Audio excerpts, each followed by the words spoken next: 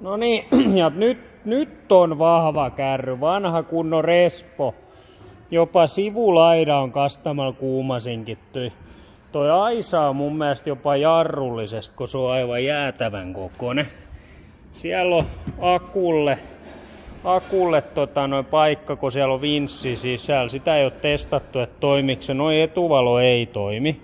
Takavalot toimi. Renkaat on hyvät.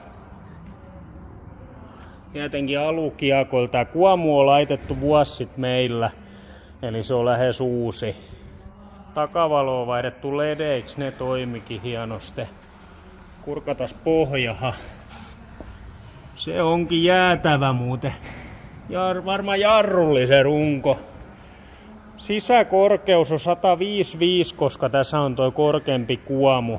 Sisäleveys on 150 ja pituus 3 metriä. Tämä toimiko junavessa, kun se on uusi. Pohjalevy on ihan ok vielä. Näyttäisi olevas 18 millistet. Varmasti kestää. Siinä on toi vinssi. Tämmönen peli olisi nyt huutokaupattavan. Ei varmana antaudu, vaikka laittaisi 2 tonnia päällä paino.